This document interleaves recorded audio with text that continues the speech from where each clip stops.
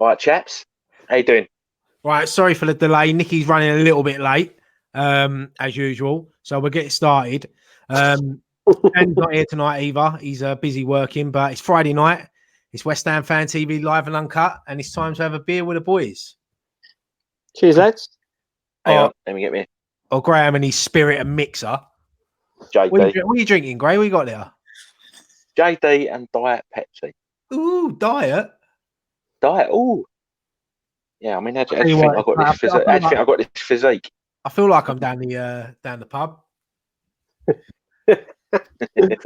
I knew this was coming, so Philip Demicoli. Ryan got a haircut. Yes, I went for the Army Clippers, and I just had to. It was getting too long. It was getting on my nerves. It was covering my ears. I looked like, it was doing me nutting. So yeah, I had to get it off. But it don't look too bad. I've seen it looks like when we first started playing manure, mate. You look about 18 again. Yeah, takes us back, mate. Takes us back. Fucking hell, I don't feel 18, mate. I'll tell you that. But I'm ordering my Clippers tonight. Get rid of this. Nicky's just messaged, so he's going to be a couple minutes. So we'll just chat amongst ourselves between friends. Donald Duck again. Graham and Scott, how you been, mate? How you been, boys? Yeah, not bad, mate. You? Everyone all right? Yeah, I'm as well as I can be, really, mate. Tough times, but we go through. Did anyone see that the Dutch league's been? Yeah, I saw that. Yeah. Yep. Yeah. There's no relegation, like the championship and relegations and that. Yeah. So Pardew kept them up with 7. They were 7 points behind, and Pardew kept that team up. He's an hero. That's it. See. Thing is, start again next season, whenever that is. That's it. Them leagues really. They can probably get away with it. I just can't see how the Premier League. I know a lot of people are saying about the Matt Dow's just said the hairdressers are closed for another 6 months. Don't ruin it. Don't ruin this night. I'm definitely ordering some clippers tonight. Oh, mate, I think it might take 6 months for my hair to grow back. When you get over 35, takes a while now, doesn't it? Yeah, no, definitely. But I mean, the title for tonight is obviously. I've been tagged in a lot of things on Facebook lately. My best 11, my best this, but the main one is like, what is the top 5 players that made you fall in love with football? Now I thought instead of replying to all these, I thought let's do a video on it. Let's save it for Friday Night Live, and we can all go through one by one our players that made us fall in love with football. But here he is. Oh, hold up, here he is. Way in the house. Sorry, I'm late. Explain for you. You know, we've all got a shave down there sometimes. I'm just pouring my beer. Go on, carry on. What you're talking about. Yeah, but not as low as your toes. Oh dear. Yeah, no, we're just having a little chat amongst friends. How you been, mate? What are you drinking? Got one of them today. Do you know what? I was going to get some of them tonight, but I didn't have any, so I went for the Sammy Gell again. Yeah. Holiday beer. Oh, cheers, lads. Cheers, mate. I'm trying to work my way through this crate of Fosters. Fosters? Yeah, I've still got about 3 or 4 left, so I've got to finish them off. You've had them since about 2 weeks ago. 2 weeks. I can only have a couple and I'm working. Yeah, I don't know what happened with you've got to go work tomorrow, aren't you? Yeah, and I'm on call as well, so I've got to have Shandy. Oh man, I don't know what happened with the Facebook link, but we'll have to sort it out. I've reconnected it again. Have you done it? Yeah. All right, let me see if I can get this logged on to Facebook. Then go on, have your chat. What was we talking about? I don't know what we're talking about. Oh, we were just seeing everyone. Was you all right, mate? I'm all right. Yeah. I'm good. How are you boys in the chat? Is everyone okay? Did anyone watch the podcast this week? No. Our podcast? No, not yet, mate. Oh, fucking great support. Sorry. I haven't watched it. You haven't put it out yet, have you? Yeah, it's out, I think. Is it? You think? Yeah. think, or it is? Well, Dan was sorting it out, so. No, that's probably. I was watching your thingy. I watched your other one, the English one. Yeah. Maybe it went Patreons first. If you're not a Patreon, you won't get it till tomorrow, probably. I've got Blockbusters on Sunday. Yeah, that was good. Yeah, no, it's not on there yet. It's not on there yet. Can't give it away, Gray. Can't give it away. No. Yeah, we can't give it away, Gray, but yeah. I'm guessing by Ryan's.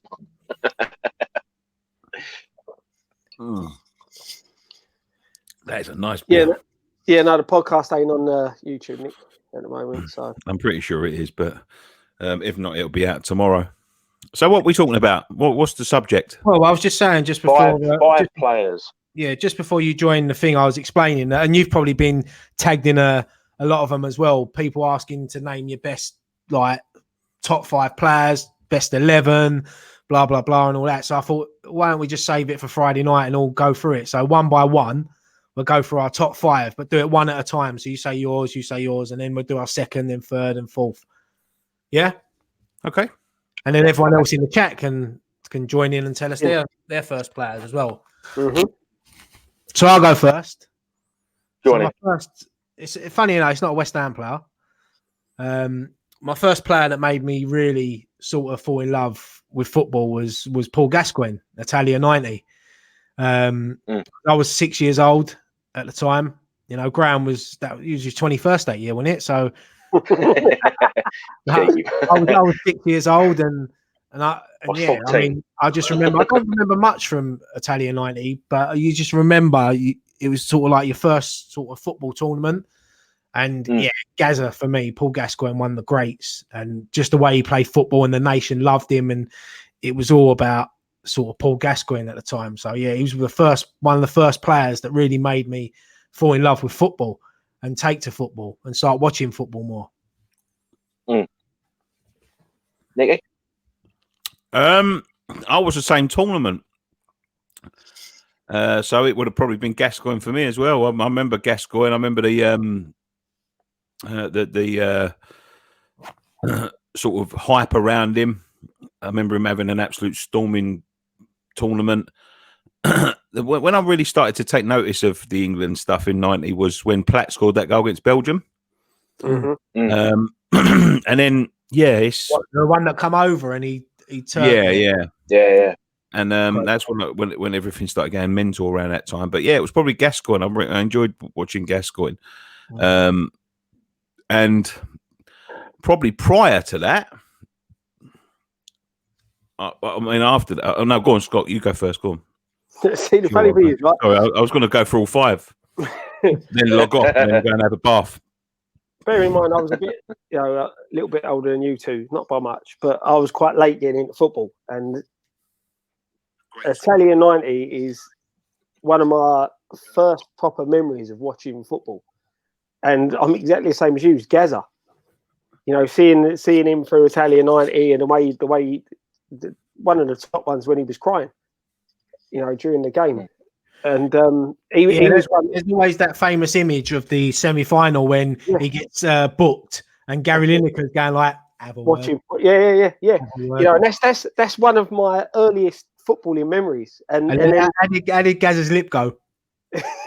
That's it. And you know, that's probably, you know, as much as I knew about football, and as a kid, I said my old man weren't really into football. It was my brothers who were into football, so I've always supported West Ham. But I didn't get into it until then. And Gazza was probably the first player that I watched, and you know, it helped draw me into the hook of football. Apparently, I was reading today that Gascoigne was a big West Ham fan when he was younger. Was it? That's what he said. I know. I remember Gascoigne actually training with West Ham when Glenn Roeder was there. Yeah, pre-season. That was my. If he had signed for West Ham at that time, I think that would have been it. I don't care how old he was, just to have Gazza in a West Ham kit would have made it for me. He's one of my favourite players. Obviously, he was a great player for Tottenham and Newcastle, but I remember him at Lazio, and you know he was great there. Rangers, but for England, he was just unreal. Yeah, he's just one of them players. It doesn't matter what what club you support, or he's just one of those players that transcends club I support. think everyone has a sort of soft spot for Gazza, don't they? As an England fan. Yeah. Who was you? I mean, Sydney Puddlefoot or something. Vic Watson. Because obviously because I'm that bit older than you lads. When I was a kid, it was the West Ham sides of the early '80s. From like 1980 onwards.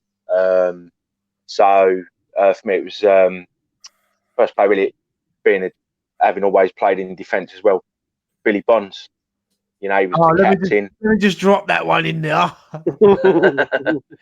but captain, just an absolute. Even then, before he'd finished playing, he was a club legend. Yeah. And obviously my dad and my uncles all supported West Ham, and that say, they was telling me about, Billy Bonds and watch out for him and all that when he's taken me over there. So, first player Billy Bonds for me. Not a bad choice, Gray. Good then, Gray. Do your second. We'll go backwards this time. My second one, another defender, Frank Lampard Senior. How old are you? Fantastic. Nearly 44. Fucking hell, mate. Let's have a look some of the chat, see what they've got. Farkenhouse says Parks, Bonds, Brooking, Devo and Cross. Not a bad choice. Farkenhouse got very good taste. Stephen Wright says Bobby Moore. Liam McCarthy says mine was Scott Parker. I absolutely loved him.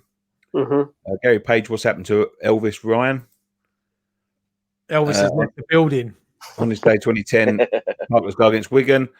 As Ryan left the building. Scott Parker for me as well, says Jamie Gill. Matt Pell says Rio Ferdinand. Obviously, a few people a bit younger than us in here. Brooking Moore and Noble, says Dan Newman. Ollie PRJ says Stuart Slater. Somebody just said Tony Adams, but it's cricked off. So let's think. So what? It's not even worth asking you what attracted you to Billy Bonds. Scott, what's your next one? Tony Cott is my next one. He was the first, West Ham player who, I properly took a sort of liking to, if you know what I mean. First or second spell? I'm trying to. When did his first? I can't remember, mate, that far back. But his first spell was from about 83 grand, was it? Yeah, 83 made his debut. It was more the second spell because I knew of him in the first spell, but it was more the second spell, if you know what I mean. So I knew of him great. I said I didn't get in football till quite late, so I was always supporting West Ham, but it was more the second spell when he was one of the first names I remember singing on the terraces. Mine what was did you sing, Scott. Yeah, walking along in a cotty wonderland. My next one, weirdly, because I don't think he was that great for West Ham, what I remember, was Martin Allen. When I remember Mad Dog, yeah. When I remember sort of getting into football straight after sort of like the 90 World Cup, I was like 7, coming up 8. And then I started to sort of like after that World Cup, I started watching sort of football on the TV, then telling me dad and my mum that I wanted to go and get the kits and all of that sort of stuff. And she basically told me, you support West Ham, and that's it, So it was Martin Allen. Yeah, I remember Martin Allen, Mad Dog. Probably about 1991. Dealt in a few in. And I just loved him ever since. I don't know why. I went off of him a little bit at the end, but I did. I'll be honest with you. It wasn't like, but it was my he's a like, he's a bit of a cult hero, isn't he, old Mad Dog? But by the time he left, I couldn't fucking stand him or his cousin. But yeah, I don't know. Mad Dog was, one for me. He's always like a character, and he's scored the odd goal and all of that sort of thing. So yeah.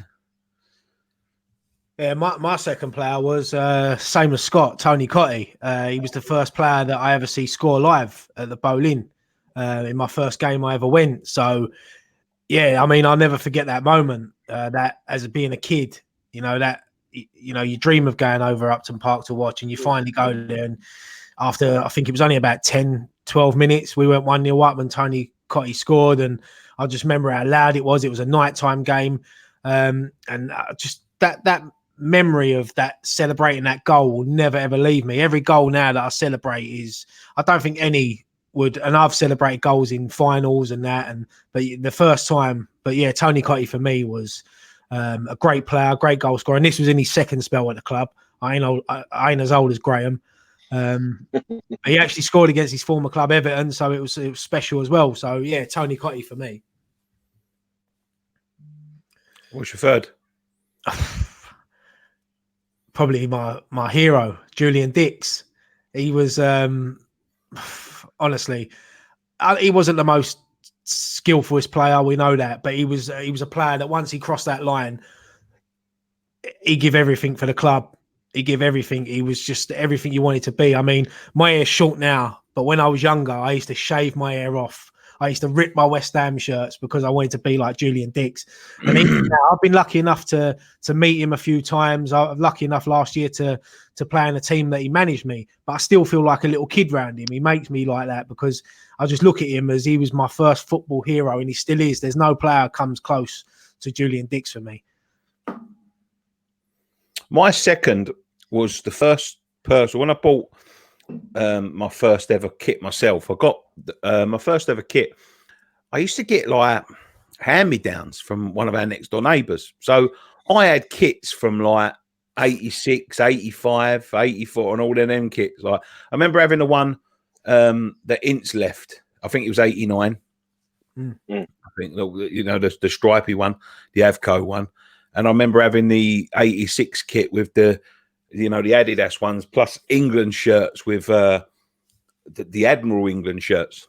I think Brooklyn wore. So, like my first kit that my mum bought me, my mum and dad was I got two actually. I got the Red England kit from '90, and the new Buckter kit. And when I bought my first one, and I discovered, like, I think by the time I bought my first one, I saved my pocket money up, and I got the pony one with a tick. Oh, the '94 one, yeah. The '94 one, yeah. I was actually wearing that shirt before we come on air, and I had to take it off because I spilled something down here. That was the first ever one I bought myself. I bought that and the Bobby Moore testimonial one on the same day. And the first ever one, it was when I discovered you could get a name on the back. And I got Stevie Potts because I think for the last few years I was watching West Ham, the first few years, I always looked at Potsy as I thought he was a great leader. I thought he was always intelligent. I thought he was smart. He showed everyone that you didn't have to be a 6'5" fucking Neanderthal to be able to defend and be a centre back. I always, you know, I took a real shine to Stevie Potts until one day it was against, I'll tell you it was against, no, I can't tell you it was against because I can't remember now. He had a shot from outside the box from a corner and I was standing in the front row and he knocked me hot dog out of my hand. and the tomato sauce went all down my tracksuit top. Oh, and you got yum with him over there. You said that to him at the charity game last year. Yeah, I'd have known that story. I'd have said to him in the change room, I'd have pulled him one side and say, "Hey, Potts, what are you doing, mate? You know, Nick, you love Nicky's hot dog. Did you bite his burger?" Go on then, Scott. Potts is my third one as well. Yeah, I love Stevie Potts when he was playing for us at the back, and like Nicky said, you know, the size of him compared to other centre defenders and players around him, you know, I thought he was a great player. He was another one of the ones like after COYI that, you know, you sort of first remember playing, you know, alongside Dixie and players like that, you know. I did notice someone in the comments said Norvite would be my third choice. It weren't. Yeah, you go Poyet. I've just had to ban someone because he's been a prick. But yeah, I saw that one. Well, what did you say? I didn't say what I say. He was just saying some nonsense. I don't really want to repeat it. Mark Speller, Steve Potts, Galaxy Techno beats Paolo Di Canio. Harry Redknapp on the wing. I said station. That's a long time. Alvin Martin says James Fincham. James Rogers Mern says I like Moncur as well. Paul Kitson was a battler, says Kieran Eldridge. Sir Trevor for me, says Nick Tucker from Cross Dammers. He's just picked my third choice. Ray Fay Zamora. Sir Trev. And Stuart Jenkins says Brookham. Graham? Yeah, my third choice, Sir Trevor. It was just, at that time, the game used to be 100 odd mile an hour, but when he was on the ball, he just used to seem to have acres of time and space on the ball. He always seemed to be 1-2 steps ahead of everyone else. He was just class. And as well as that, he was a gentleman as well. A gentleman on and off the pitch. So yeah, it's a Trev for me, number 3, and of course he scored the winner in 1980. So. Did he? Yeah, they've never mentioned that. Go on, Scott. No, Graham. Sorry, it's your 4th pick. My 4th pick. Yeah. It's gonna be. I think I was I was about 9 at the time. Frank McAvenny. For me, that's a good one. Frankie Mac. Graham's going through the West Ham legends list, mate. I know. Well, I think lucky enough to see him play. I think I was lucky enough to see him play a few times. It was. I mean, he just, when you've read his autobiography and that, he loved the club, he loved the fans, still does. Like we've been to evenings where he's been there, and he just still talks in such glowing terms of the club and the fans. He's still got a massive affinity with the club. We can understand what he's saying, Gray. Yeah, but I mean, like him and Cotty, the partnership they had, it was just, he was when he turned up, he was a bit rock and roll, something we hadn't really seen before, and just I think I was 9 and he was just banging goals in for fun and was just. McAvenny was like McAvenny's a player that he always played because he loved football. Money was an issue back then, was it? Like they didn't care. Yeah, no, I mean, when you start saying in his book and that money was never a priority for him. It was just about playing football and living life to the full. Which landed him in hot water a couple of times, but he just played, and you could see that when he played, he just played because he loved playing. And he loved pulling that jersey on. And so that was it for me. He was a bit of a rock star, really. Oh. I tried to sit there and think of some players outside of West Ham who helped me, fall in love with football. And funny enough, one of the players that did was Roy Keane. When I first started, going to West Ham, and you had the Premier League and everything like that coming up, and I just remember Roy Keane being the workhorse, the industrial type midfielder in that really good Man United side, and that side was great to watch. But for me, from being a defender, liking defenders, but the fact that he could play that holding midfield role and still get forward, he was one of the players who really interested me in that side, defensive side of the game, from the midfield coming backwards, if you get what I mean. The one that made me sort of appreciate the foreign game, and for my money, I still think behind maybe Maradona, he's probably the best of all time, and that is Brazilian Ronaldo. Best centre forward I've ever seen. You see these motherfuckers now in this day and age, what they do on the football pitch. He had everything, and I mean everything. he could dribble, he could score goals, he had pace, he could head the ball, he had strength, he had skill, he could pass the ball, he could fucking lump one in the top corner at will, he could glide past people, he could dribble past guys, he could do everything. And I mean, Barcelona days is the first time I think it was about 96 when he went to Barca, and I started watching sort of a bit of foreign football for the first over time, and I looked at him and I thought, wow, what a player. And I swear down, people talk about Pele and they talk about like Maradona and all that. He's up there for me. He's up there. I would have him over Cristiano Ronaldo any day of the week, because he was. And the thing about him is I think he lived. If he was playing today, I think he would be the best player in the world. That's how good he was.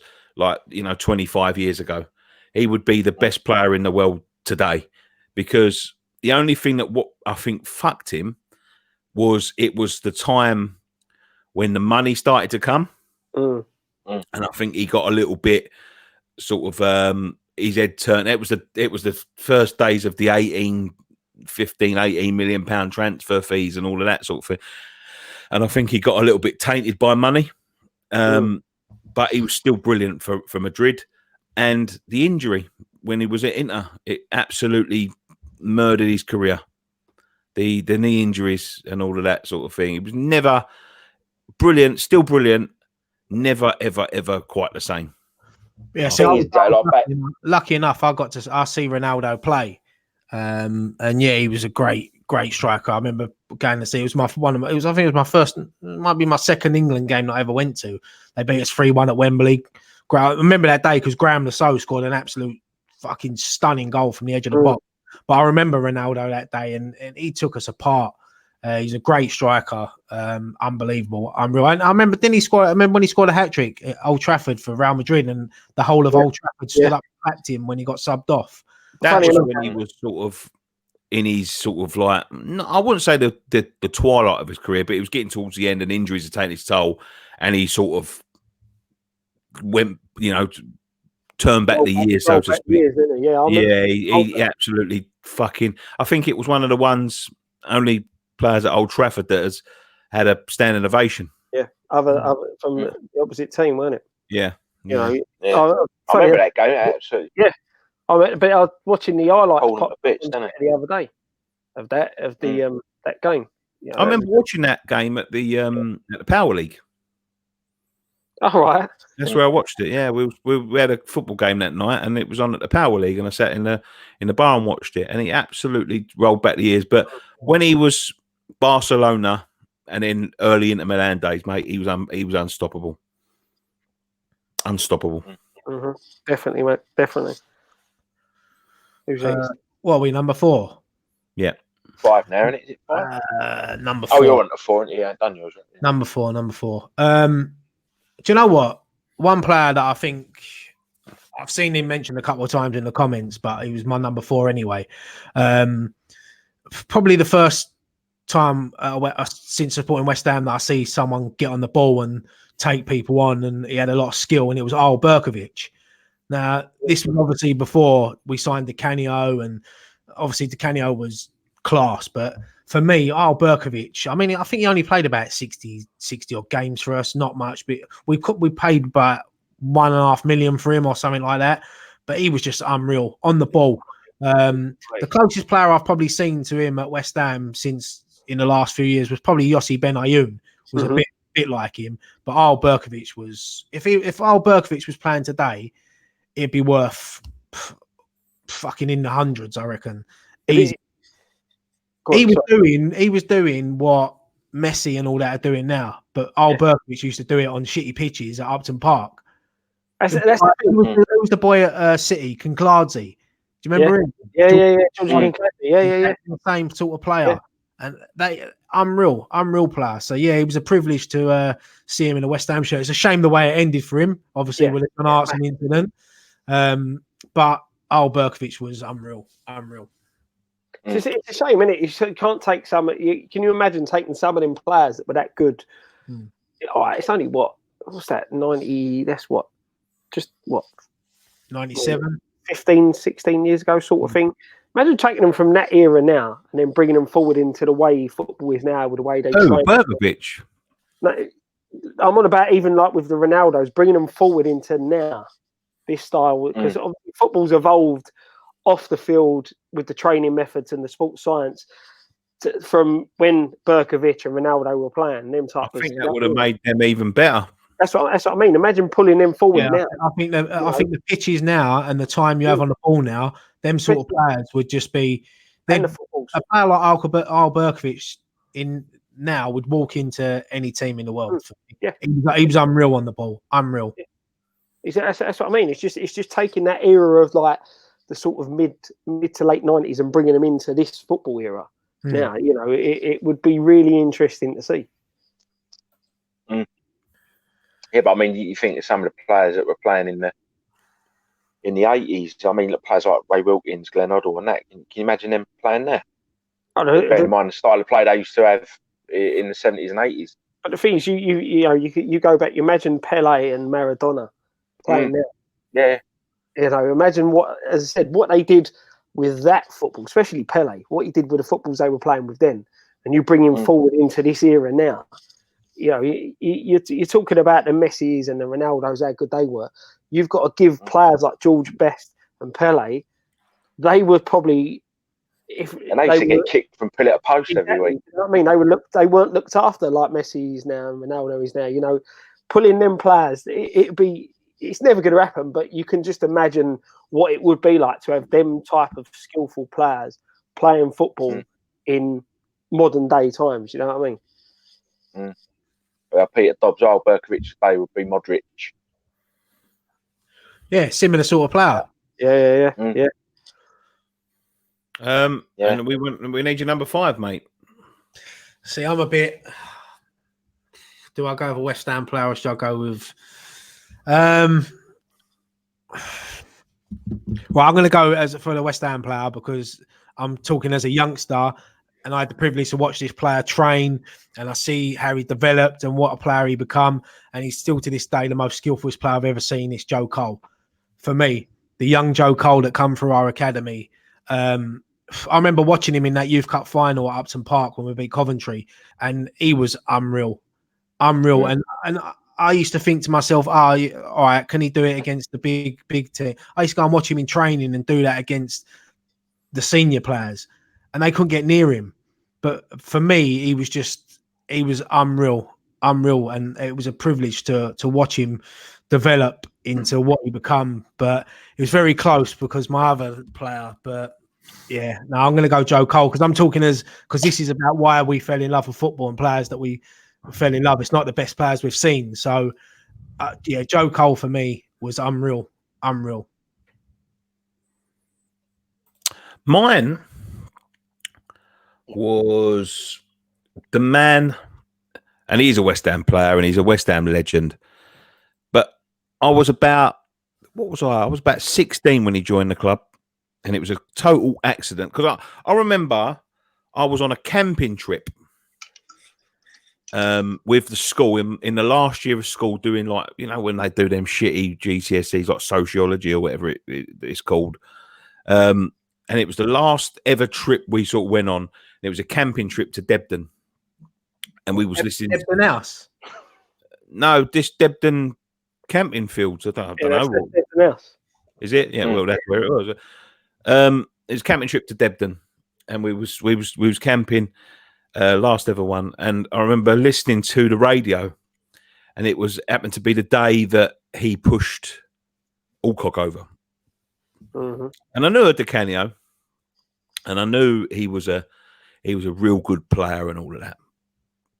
But I never realised how good he actually was. So he pushed the referee over, and obviously the next year he ends up with us. And I was thinking, in January he ends up with us. And I'm thinking, God, fucking hell, like, fucking signed one here, haven't we? It might not have even been January. It might have been before that. I thought, it was the January. I thought, fucking hell, we've signed one here, haven't we? And he joined, and I just remember I used to go to the bowling, and the things he used to do with the ball. By the time I got to see him play, I was earning my own money, and it was one of them players where he made me want to pay to watch him. I would pay just to watch him. Worth the entrance fee, just worth the entrance fee, all that. But because all the years before that, and this is no disrespect to the players that come before that, I remember Bish, I remember fucking Martin Allen, I remember Stevie Potts, I remember Dixie and all that. But we were fucking shit. We'd never seen anyone like that. You know what I mean? Like, we'd never seen anybody in that sort of mold. You know, that's why I sort of went for Berkovic, because he was the first player that I ever see. But Di Canio was another fucking step up. But he was like, I used to watch him like play Di Canio, and my jaw, like, I used to sit in the Bobby Moore right at the front. So all them sort of little flicks and tricks he used to do used to happen right in front of me, and I was like, wow, this is a centre forward that can do these sort of. I've never seen anything like it. And he was absolutely. I mean, look, Devonshire and things like that were before my time. Brooklyn was before my time. I'm sure, like, people looking at this now would be thinking, well, what about them? I never got to see them sort of live. You know what I mean? I've only seen like FA Cup finals and all of that sort of thing with them in. But for me, the man that made me want to pay my entrance fee to go and watch the game, I would, if it was just him playing against the other 11, I would have still gone. I would have still bought a ticket. And it's obviously Paolo. So I imagine it was all that big build up and he went Ian Dowie. Yeah, it was obviously Robert Kovac. That's it. Ian Dowie, man. Can't remember him. Do you know what? I was talking to someone the other day about Ian Dowie, funny enough, and they was talking about when he played and he scored. I said, yeah, he was shit in his first spell for us. And they went, no, he's only ever played for us once. I went, no, he had 2 spells at West Ham. He was at West Ham in his early part of his career when he was just as shit. But who's this? Yeah. But and the geezer's arguing with me. I'm going, no, mate. He was there twice. He played for us. He left us. He come back. That's how shit. He didn't even remember him. The thing is, he did put a shift in, didn't he? He grafted as a forward. But he labourer's graft, Scott. Yeah, I know. It's bad when the best goal you score for West Ham is an home goal. Great thing. Yeah, everyone remembers that. I remember that. I tell you, I don't think I've seen a player score an header like that ever. I don't think I've ever seen it rain so much during a game either. Oh, yeah, it's terrible, isn't it? I see Stevie Lomas score a 35-yard header once against United. Do you remember that, Nick? Barthez was flapping. Best header I've ever seen was Artson's against Villa. Yeah, Artson's. Oh, yeah. So who are we on there? You, Scott, number 5? Number 5. So it gets tough because you're trying to put them into sort of a list and Nick. things like like that. Over saw way at Stockport. But you know, another player who I loved, and you know, it's hard. I'm weighing up the two. There's 2 players. One of my all-time favourite defenders was Slaven Bilic when he played for us. You know, the ball playing type of field and things like that.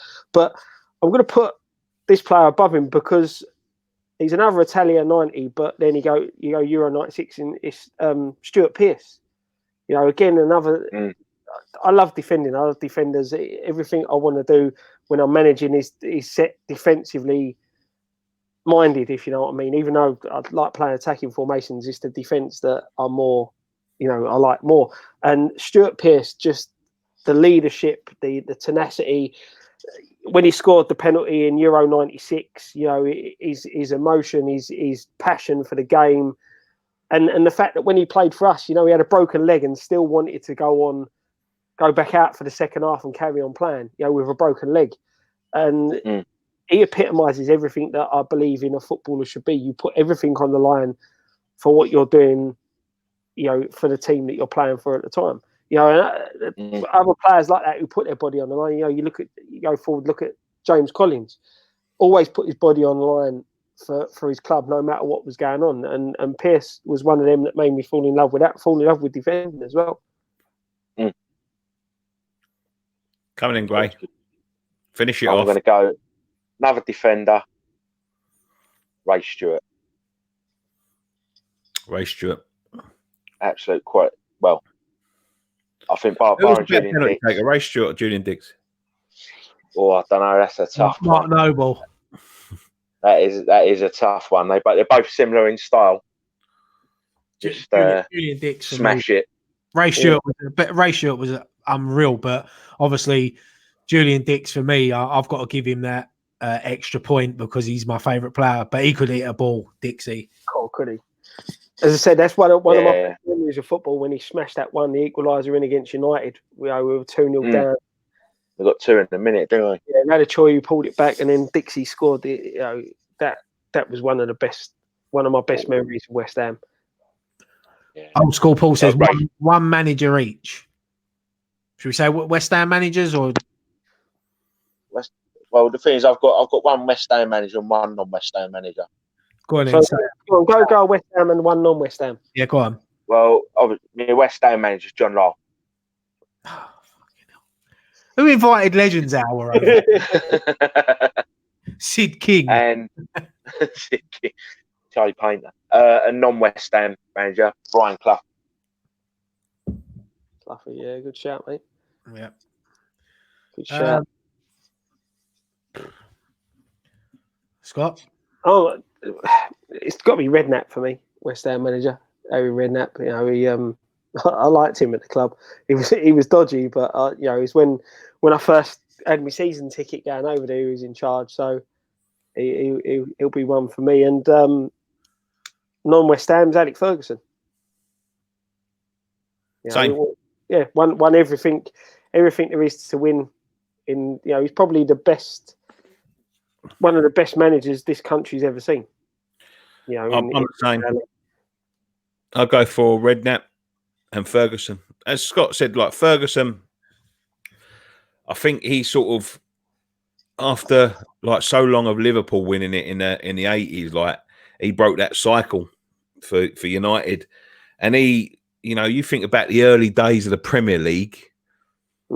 You know, he was there in the 80s, he was there in the 90s, he was there in the 2000s. And when you look at, was he there for 2010s as well? Yeah, I think he retired 2012, wasn't it, when they won the league? Yeah, 12. So he was there, the last season they won the league and ejected. Over 4 decades. And the thing I've always noticed about Ferguson is he never, ever, ever let a player get on top of him.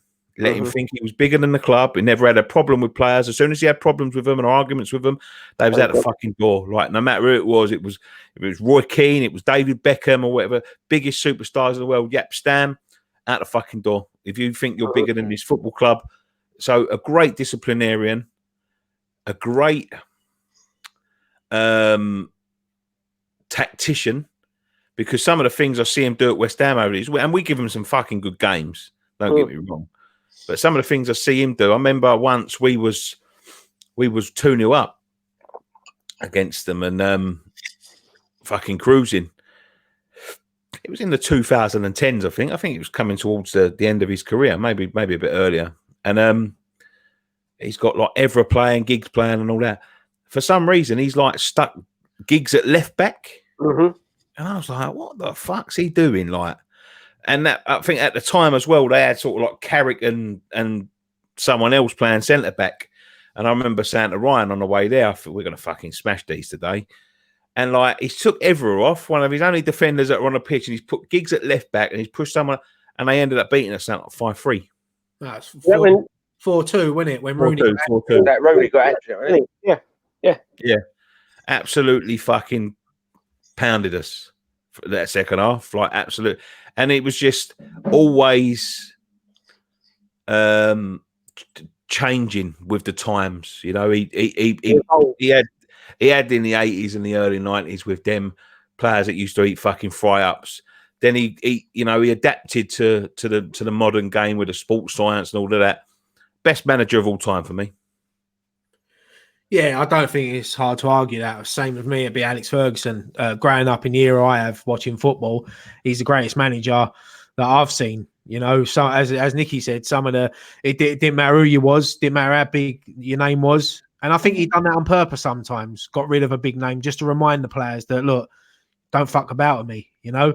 And yeah, he was probably the greatest manager in my era. You know, I wasn't around for the ones before that, and you know, Clough, and I sort of remember Clough, but I was only young. But no, for me, definitely Alex Ferguson. For West Ham, it's hard because I'm going to go Harry Redknapp because I've got great memories of supporting West Ham with Harry Redknapp, and not only going to the games but going to the training ground and just the way he treated us all there, and he was unreal. But I was close to saying Slaven Bilic for favourite West Ham manager because I loved that season that Bilic gave us, and I just loved his passion, and I felt sorry for him, and I just wish the club would have backed him a bit more and give him money, and I wish some more fans would have stuck behind him a bit through the bad times, because we all enjoyed the good times under Bilic, but when it got a bit tough, they got on his back, which I thought was unfair. But I'll go Harry Redknapp, but Bilic is very close for me. Fair play. So that C. Forbes has said about Pep. I'll tell you what, I was just about to say, I see that come up about Pep. I just finished watching the Man City documentary, All or Nothing. Yeah. If you get a chance, watch it. People say about Pep saying, he's only done well at big clubs because he's been given the money and the players. And yeah, you can probably say that. But as a man manager, the way he is, you see his behind the scenes in the dressing room and how he is with the players and how passionate he was. I see a different side to Pep Guardiola. A really good documentary. I'm sure his teams play fantastic football. You can't, like you say, I know people say, he's been at the top. His teams do play fantastic football. I like him. I like Pep. I like Pep a lot. I think he could be one of the better managers that the world's ever seen. But at the moment, it's got to be Ferguson, because, yeah, he's done it for a couple of years at Bayern. He's done it for a couple of years at Barca. He's done it for a couple of years at Manchester City. Fucking Ferguson done it for 30 years at the same club. But not only that, you look at Fergie and you look at Clough, that type of manager. They built a side. You know, Ferguson was in charge of United when United weren't that great. What I loved about with Pep, he doesn't build a team. He takes on a project. He's got money. He's got a team of decent players as soon as he walks in the door. Yeah, but that don't guarantee success. The same sort of under Pellegrini. And the thing is, with this, when you watch this Guardiola, he wanted to adapt this Spanish sort of football that he learned when he played under Cruyff, and he stuck with it. And he said, you see it in the documentary, he said he wants to stick with it week in, week out. And that season when they got 100 points, they won the league, they won the League Cup, they lost to Liverpool in the Champions League. But, you know, it's because they had to play so many games over a certain amount of days. They could have won all 4 trophies that season. But when you watch that, and it's not only that, you see things behind the scenes. You see the way that he treats, especially David Silva, when he went through what he went through with his newborn baby.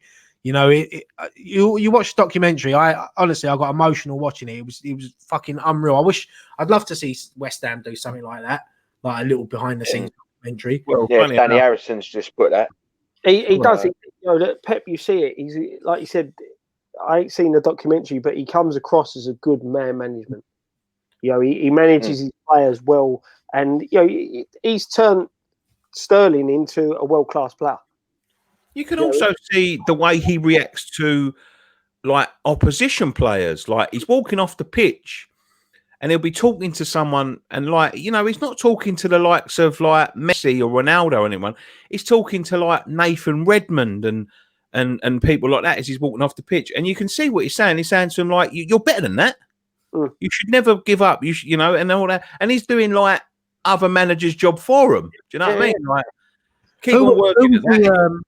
Who was the Bournemouth player that he put his arm around? He just lost his baby, and he went straight up to him, and you could hear him on the camera. Sky caught it. I can't remember the Bournemouth player's name now, but that's the sort of person he is. You know, he's a family man. And honestly, if you get a chance, watch the documentary. It's unbelievable. I see a different side to Guardiola. Got a lot of respect for him. He is as well. You can tell he's the type of person that loves the game. Do you know what I mean? He loves every aspect of the game. You can see that. Like you said, he does. It's just, I said, the way he presents himself and like doing the small little things like that. He appreciates the football. He started off as a ball boy at Barcelona. He went on to play for the youth team, the first team, and went to manage them. So, you know, as I said, he was managed by Johan Cruyff, you know, one of the best players ever lived. Harry Arter, that was the player. Yeah. Someone just said there. Danny Harrison says, do you think an all or nothing type documentary would work at West Ham? Yeah, I think it would be good. Because maybe you might see things that go on behind the scenes that we sit here and moan about, but we might see things different behind the scenes. But I don't think it'll ever happen. But I'd love to see. All clubs do it. I like watching. I think there's another one just gone on there, a Leeds United one. There's the Sunderland one I haven't got around to watching yet. But I like watching all these things because you get to see different sides, and it's not only the players. You got to remember, a football club is a whole club. It's the people in the kit room, the tea lady, the canteen, the admin. I like seeing things like that. I don't think that it would work at West Ham, if I'm honest, because I just think it'd be not the current situation. I don't think. Nah, I don't think it would. I just don't think the owners would open up enough. Yeah, it'd probably be quite censored, wouldn't it, or restricted into what they would show. Scripted it, you know what they're like. They try and make things look better than they actually are, and it wouldn't really be a documentary, would it? It'd be a sort of fictional story. We're going to watch Tottenham's All or Nothing one. It's just called Nothing. Yeah. I was just one nothing. Can't win, won't win. Yeah. That's the thing is, right? That could be the title for West Ham's one with Sullivan in charge. Deal or no deal? No deal. Yeah. See, only Tottenham could do a documentary, and halfway through the season they changed managers. Did they do one? Yeah, they were doing one this year. Because really? That was one of the things Poch was complaining about, was the Amazon cameras all around the back, like behind the scenes and all that. Oh, is that why he got the sack then? That's one of the reasons. I can't wait to watch fuck all at the end of this season. Yeah. You might as well just skip to the end because you know that they don't win nothing. Yeah. So they were doing one this season. They said apparently he went in and complained to Levy about the cameras being there and things like that because obviously things weren't going great. And I think that's one of the things that led to him. Yeah, see, I find that a little bit. You know, it's football at the end of the day. It's a worldwide sport.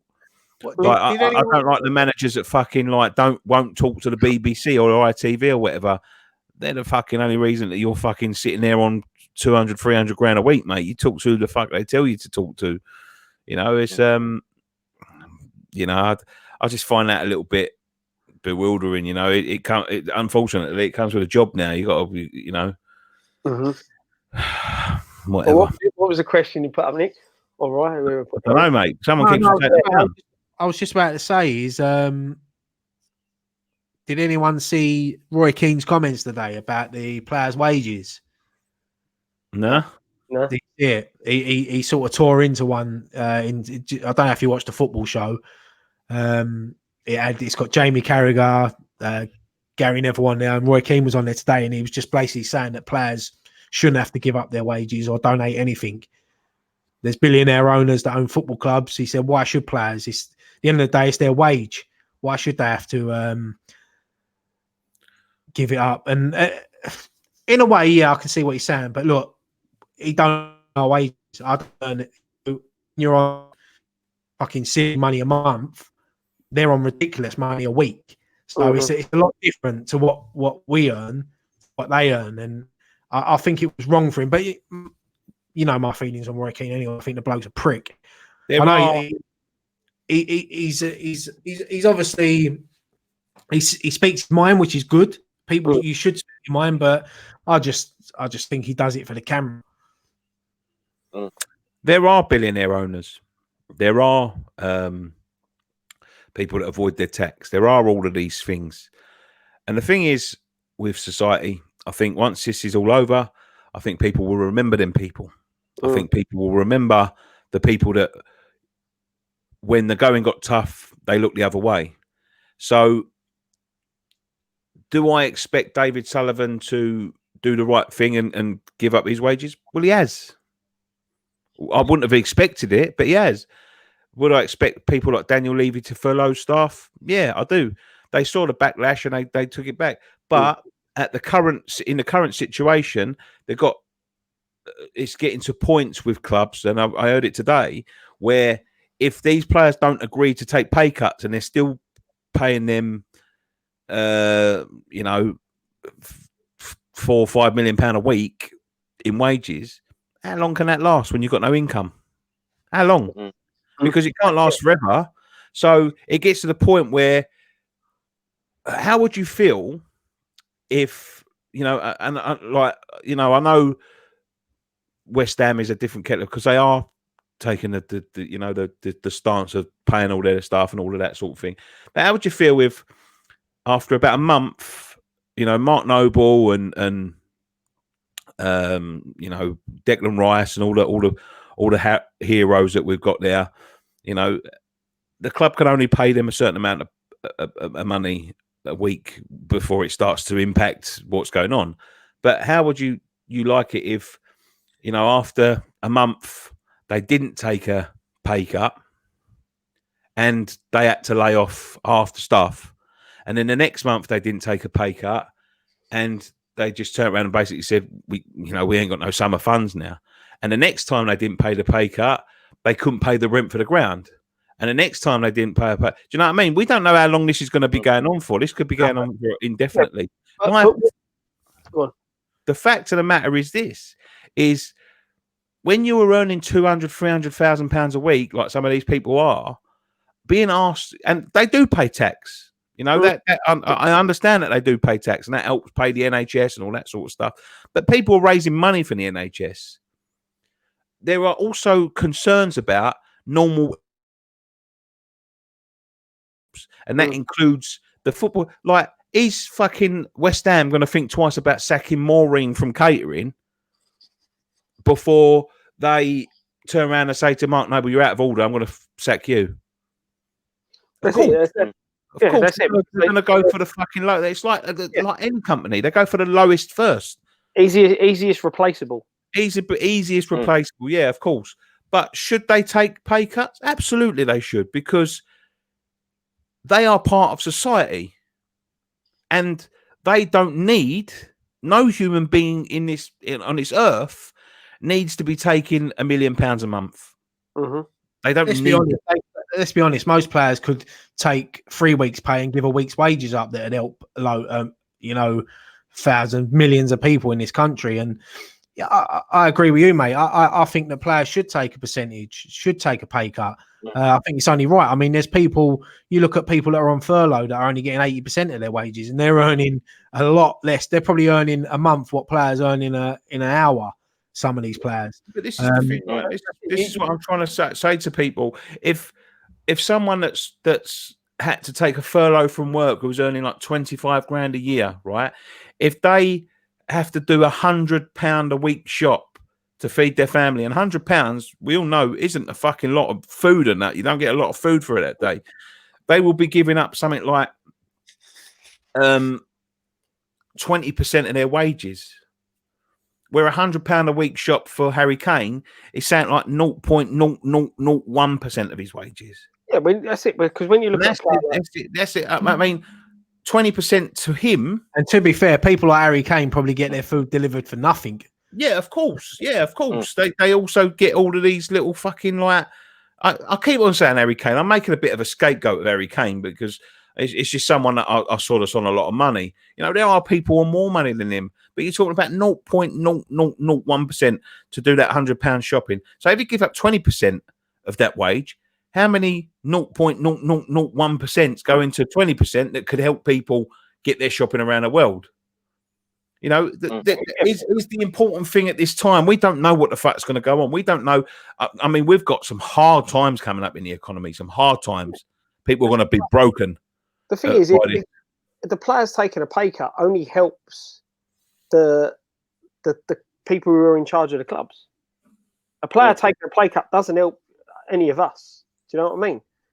if they were to sit there and come up between all the players in the Premier League and say, do you know what, 20% of our wages over the next is going to go in a pot to help people who are disadvantaged at the moment with the economic crisis we got, that would help. Cloudtree says, why do people never talk about these billionaire bankers, government officials to provide for people who need? The UK can easily make the NHS fully functional just from the taxes we pay. And I'll tell you why people don't talk about them. I'm going to tell you why now. Because they're not in the limelight, yeah? But people are starting to realise now about these fucking people that have done these fucking tax things. But do I blame the billionaires? Do I blame the bankers and the people that got offshore companies? No, I don't. I blame the government who let them fucking jump through these loopholes, who ain't got it fucking, you know, absolutely positively. Because when this is all over, we're going to be paying more tax. Mm-hmm. But is it fair to be paying 20% tax or 25% tax on your wages from now on when Amazon can, you know, turn around and pay basically what the fuck they want? And then they try to morally blackmail them into paying it. You know, it's not Amazon's fault. It's the government's fault. And the only reason the government do that is because they're fucking sorting out their mates who have companies and all that sort of thing. And it's all governments. All governments do that. I mean, look at like when society gets back to normal. When society gets back to normal, I'll remember the cunts that done the bunk on the country. I remember the likes of Richard Branson, who's never paid a fucking penny of tax in this fucking country for the last 10 years. I remember Richard Branson in 2017 when he fucking tried to sue the NHS. I remember all of that. And I'll never fly with Virgin again. And you know what the thing is? My brother works for Virgin. My brother works for them. I'll never fly Virgin again. Fair shout, mate. Fair shout. I mean, he's even saying he asked for a fucking government bailout, hasn't he? Yeah, the same as £4 billion. Witherspoon's geezer. Anyway, this is totally gone off subject now. This is like politics hour. Nick's just put saying question time. Crossdammers Nick just put saying, and I agree. He said, hopefully the world will change for the better. I think after all this is done, I think it will. I think it'll cleanse the world. You know, they're just hitting a reset button, a restart button, and hopefully, you know, people will learn from this. You know, people will come out of this. The thing is, with look, Scott, try not to talk over him because we can't hear. Go. It's not only like obviously the rest of the world. Obviously, I want the rest of the world to, but we're worried about where we live in Britain, England. And the thing is with Britain and England, when their backs against the wall, this is where we become stronger, and we will come out of this better. And obviously, I know there are sacrifices that have to be made because people are losing their lives, unfortunately, and we all don't want that, but it is happening. But we will move on every day. Every day I wake up, I think it's a step closer to us getting through this, and we will all be back down the pubs with our mates, and we all will be going out for meals with our wives and girlfriends and things like that. And it's tough at the moment. It's very tough, but we will get through it. We will do. Of course we will. It's what we all do best. Yeah. Let's be honest. You know, it's part and parcel of being British, isn't it? You know, back to the wall, we step forward. But I just think that everything will change. I think this may wake football up. If you get what I mean, you know, the money, the ridiculous amount of money that's in football, that it cannot sustain itself. If anything, mate, I think it will burst the bubble a little bit, isn't it? Yeah. I think it will give the clubs a bit of a kick up the arse to start to realise how important fans actually are. Because once this is all over and people haven't got disposable incomes and people haven't got jobs to go back to and all of that sort of thing, they won't be buying their season tickets. They won't be buying their kits. They won't be buying this. They won't be buying that. And you'll start to realise, football will start to realise that they're built on, the whole thing's built on pillars of sand. And, you know, any minute, you know, the fucking tide can come away and sweep it away like it has. You know, it's going to be a very, very tough ride for football. And I said the other day, you know, when you're talking about, you know, 70, 80, 90 quid about their suffering and all that, we pick up the bill anyway at some point or the other. Oh yeah, we're going to get screwed over somehow. Yeah. So that, you know, everybody, you know, agents, owners, fucking managers, players, and all that, they all want more and more and more and more, and we end up picking the fucking bill up across the board, you know. And they don't have to. They don't have to put that fucking bill on us, but they do. but they do put it on us, right? Nick Tucker's just said here they'll be panicking. There won't be season ticket renewals. Do you know what I'd love to see West Ham do? Give everyone a free, just renew the season tickets for nothing. Through these different, they earn their money back somehow through TV money or whatever. Just say to every season ticket holder, we're going to pay for your season ticket next year. Imagine how, I know the owners get a lot of stick and rightly so, but imagine how good that'll go down. Yeah, definitely. Yeah. They're probably up the prices. They're fucking wankers. But this is the thing. This is the thing. Go on, mate. Go. It just emphasizes how much they do need the fans, and hopefully this whole thing will stop that constant stream of mindless, numbless, fucking, the new age of people going to football and just paying it for the sake of paying it. Because as soon as you give up your seat, there'll be another arse sitting in the fucking seat, and that's why football clubs treat you like you do. And if that's what they've always relied on. Yeah, and if people stop going, and if people stop fucking paying for the tickets, which I think they will, then they'll have to start treating you a bit better. And it's about time that the working man took the game back. And I think this is the perfect opportunity to do that. Yeah. Because that's the thing with everything that's going on now. There's going to be a lot of people out there that when it comes, a lot of people like me, I don't pay for my season ticket till you've got the money. And there's going to be people out there now that are thinking, right, okay, well, this June was coming up. I've got to renew my season ticket. They've set aside a bit of cash to do it, like in the build up, or they pay for it like out of that month's wages and recoup it where they can. They're not going to be able to do that. Do you know what I mean? They're not going to have that disposable income to be able to go and buy a season ticket. And then you're turfing someone out of a game because of what's happened. It's not their fault that this is happening. It's not their fault. They've had to put food on their table, and going West Ham's a luxury to some people. Their season tickets, that's their luxury, because that's, they've took all year to pay for it, things like that.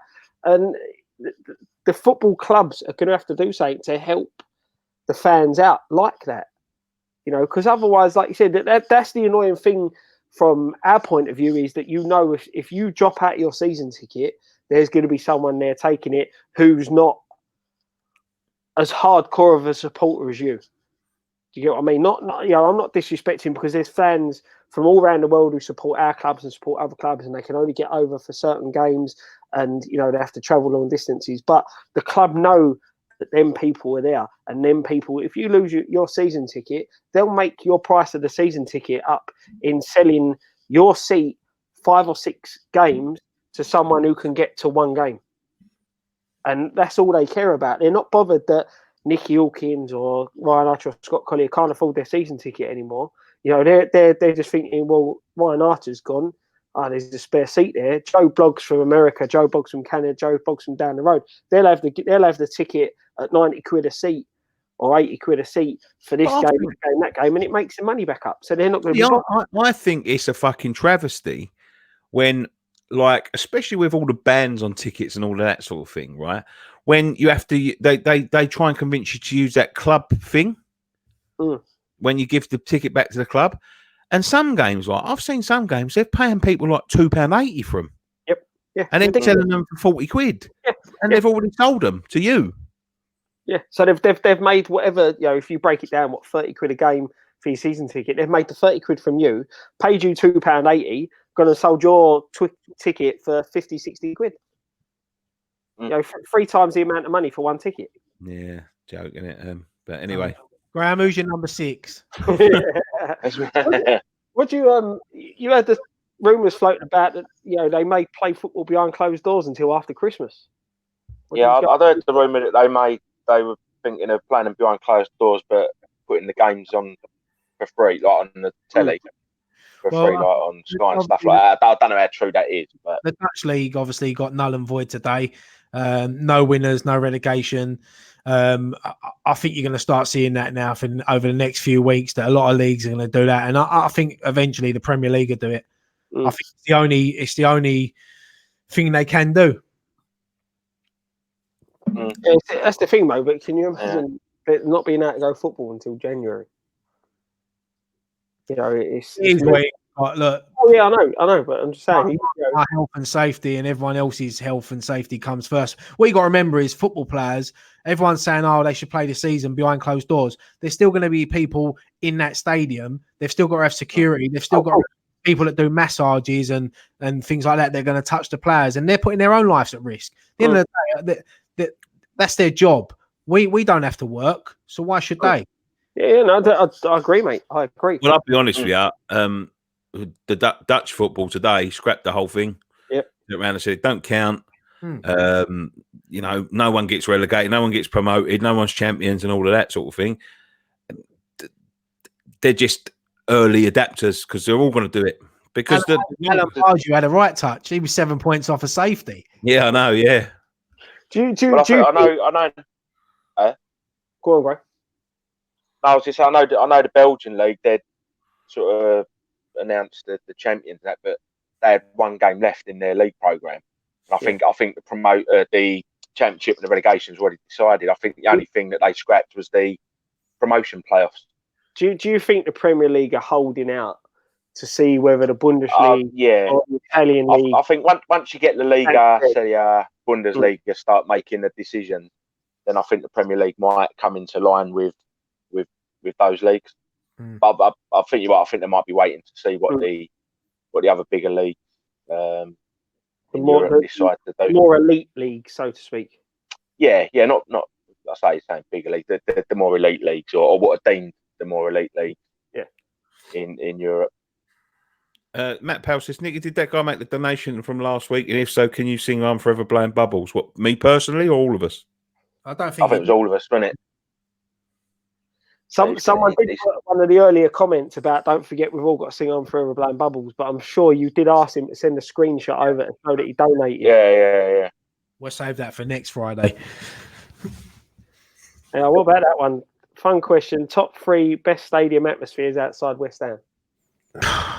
Well, this is my last question because I'm getting too hot now. I'm gonna. Yeah, I know. I've got to leave it. I've got to host a family quiz. Ryan's pub at 9 o'clock. We can save that one for next week if you want. What is it? I just felt the other year that was a good atmosphere up there. Fun. I just feel pretty good atmosphere. Top 3 best stadium atmospheres. Atmospheres. Yeah. Wolves.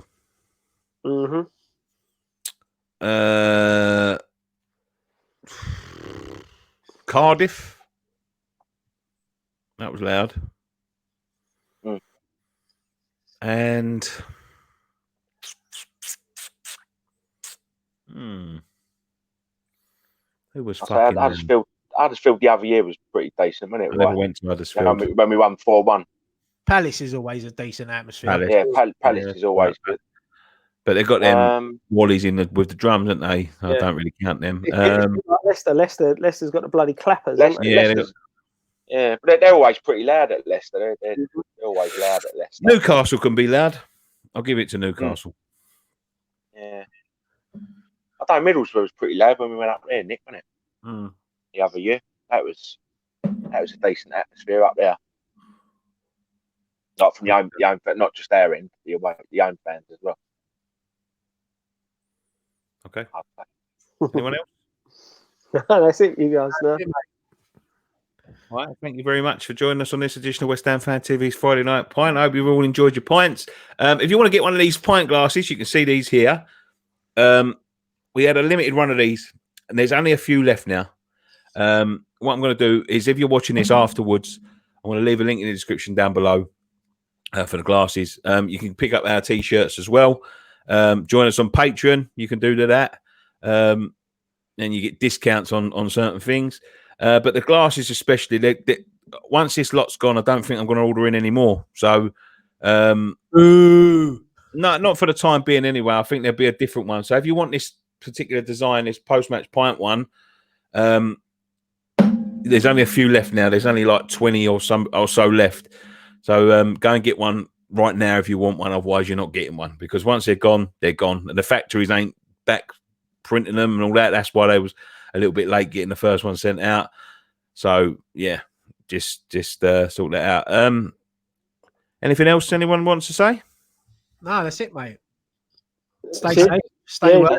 Stay at home. Yeah, stay safe. Stay well. Stay safe. Stay at home. Save lives. Thank you to the NHS as always for working through these tumultuous times. I hope everyone stays safe. One thing left to say. Come on, you Irons. Dude.